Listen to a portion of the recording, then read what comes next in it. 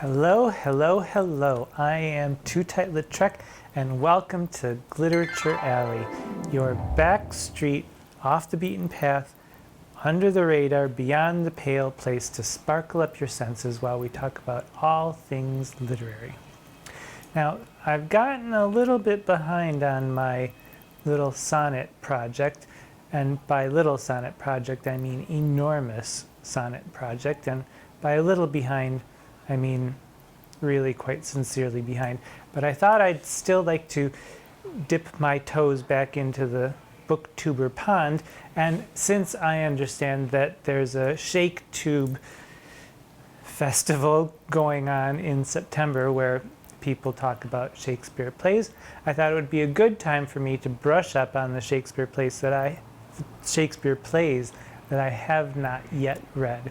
And so today we're going to start with Shakespeare's The Winter's Tale. And I'm going to be reading from notes extensively because that's what I'd like to do. Before we begin talking about The Winter's Tale, though, let's talk about reading drama in general. It's not necessarily the easiest thing in the world to do. There's a YouTuber out there who has attempted to shame people, saying that everyone should read Shakespeare's plays because it only takes an hour to do so. Well, that's like saying everyone should have a 7-course gourmet dinner because it only takes 15 minutes to gobble it down. To which I say, no. If you're going to read something, slow and easy is the way to go, and particularly with drama, because you're reading more than just the words on the page. You're reading the silences and wondering what might be happening on the stage that could inform or detract from or augment the words that are being spoken. And The Winter's Tale is a fine example of this because it's not just a tale about jealousy. It's a tale about insane jealousy. A little background on it before I begin. Shakespeare's The Winter's Tale is based on a novel called Pandosto, written by a certain Robert Greene, who scholars think is one of the first Englishmen ever to make a living as a writer. So details are somewhat sketchy about our Mr. Greene, but there is a report that says that he died at the tender age of 34, and his death was due to, and I quote, a surfeit of pickled herring and Rhenish wine. There are worse ways to go. So, A Winter's Tale. It's about jealousy, it's about insane jealousy, and it's ripe for a reading, a slow, contemplative reading, because the main character, the character who is the jealous, crazy person, is Leontes, the king of Sicilia. And suddenly, he turns on his wife Hermione and his best friend Polixenes, who is the king of Bohemia, and in a scene that doesn't seem to warrant it, you're just left to wonder what the heck just happened. So I'll go through the plot, and bear with me, I'm just going to race through the plot points because you have to sort of know what's going on in the story before we start to talk about the themes, the main theme.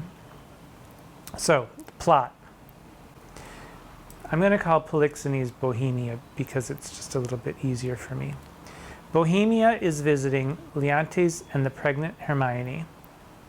And he says, it's time for me to go home. I've been here a month.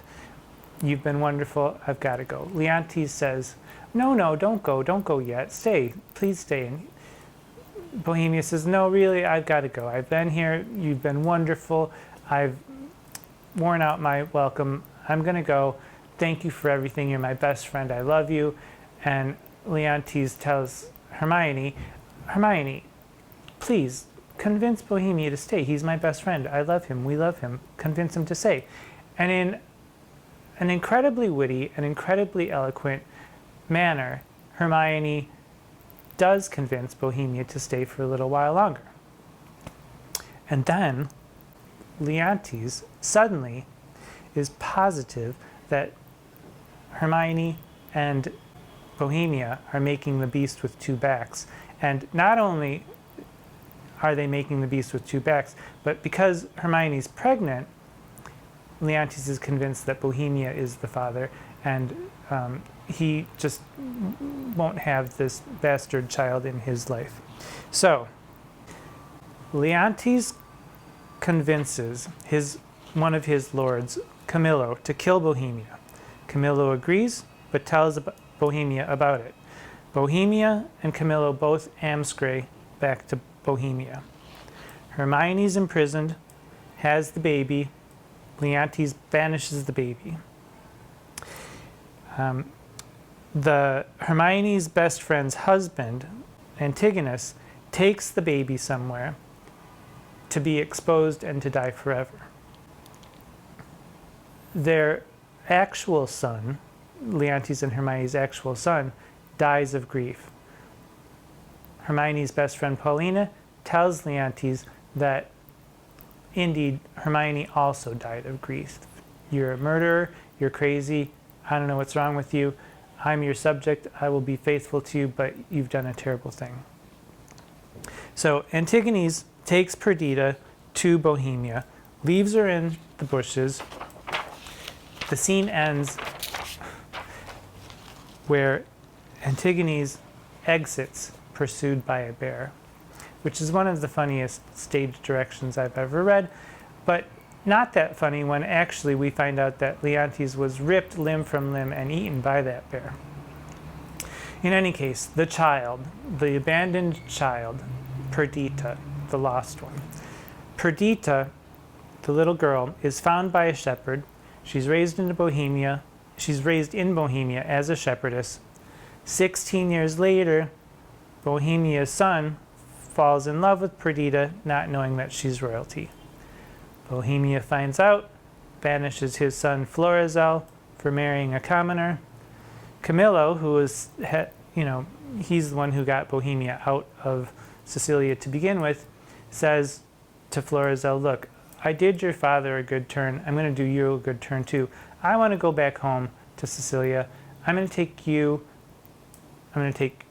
and your wife, your new wife, Perdita, and we're going to go back to Sicilia, and I'm going to see my king again, and I'm sure he'll forgive everything about me. So through all the jigs and the reels, Perdita, Florizel, Camillo all go home to Sicilia. Perdita is revealed as Leontes' daughter. Everything's wonderful. Leontes realizes he was a jealous fool. Too bad his wife died of grief and can't see his daughter. And Paulina, Hermione's best friend, says, oh wait, just 1 second. I know you're sad that she can't be here now, but I made a statue. I had a statue made for her, and it's so lifelike you won't believe it. Let's go see the statue. They go see the statue. Lo and behold, the statue descends off of the platform to embrace Perdita. Hermione was never dead. She's just been hiding out for 16 years to make Leontes suffer, I suppose.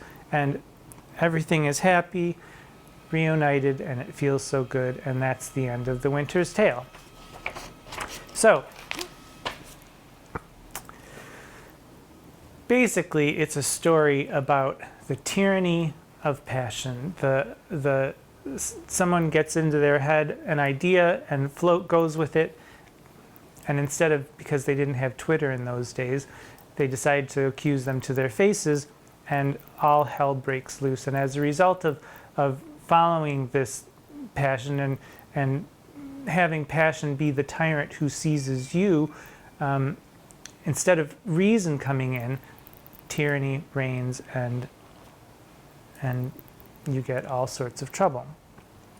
Now, Leontes is the embodiment of jealousy in this play, and Florizel, the young prince of Bohemia, seems to be the only person who's ruled by reason and not by whims, although he recognizes the power of emotion and whims. And there's a very nice spot in Act 4, Scene 4, lines 480 to 485, where the shepherd and he's just been banished because his father found out that he wants to marry this young girl. Even though she has a regal bearing, she's still a commoner. I don't want that around my house. You go away. I hate you. And so Florizel is banished. And Camilla's trying to say, well, have some sense. You don't want to be disinherited. You're the prince and you'll lose everything. And Florizel says, it cannot fail but by the violation of my faith, and then let nature crush the sides of the earth together and mar the seeds within. Lift up thy looks from my succession and wipe me. Father, I am heir to my affection. Where he's saying that he's going to follow his passion, but it's a passion based on truth and love and not based on some flighty idea. I mean, he'd rather fall in love and be happy for the rest of his life than to live a miserable life with all the riches of being a king. And off they go. And so he stands as the counterpoint to the jealousy of Leontes. Now, if I had to rate this, I thought that I had never read this, and then as I was going through it, I found all of my old marks in it. So apparently I did read it at some point, but it apparently was completely forgettable. It's a bit too easy of an ending for me. It's sort of like one of those things where you read and then they woke up and everything was all happy. It was all a dream. It's not quite as cheesy as all of that. There is some good language in here. It's not the best of Shakespeare's plays that I've read. There's not a lot of self-examination on Leontes' part. There's not a lot of deep contemplation about jealousy or about the flaws in human nature, which does happen in many more of Shakespeare's plays. So I'd give it about a 3 out of 5 if I were to grade it. But what I did find interesting, the story was mostly engaging, if slightly unbelievable, and the language is average. But what I did think about was it made me think about the way I think when I'm reading drama. And what do I want from it? Do I want just plot? Generally, plot is good. A good story is wonderful, but that's not enough for me. Do I want just language? Language is good too, and plot and story plus language is quite good too. But what I really want is some sort of emotional connection to the people who are being portrayed. I want to feel like I'm living in the middle of a human drama, that these are people, these are real people, and they are having real emotions, and the dilemmas that occur as the plot goes on makes them think about what their life is like and what their mistakes have been and what their joys have been and how to proceed in this incredibly confusing world in which we live. So that's what I look for in a play. Didn't quite get that in The Winter's Tale. It glanced at it, kind of winked at me for a minute, but that was about it. But it proved to me that that's another reason to pay attention. Not only is Shakespeare full of wonder and deserves the attention, your attention, but the world is full of wonder also, and that also deserves your attention. So, until we meet again, I am Tootight Lautrec.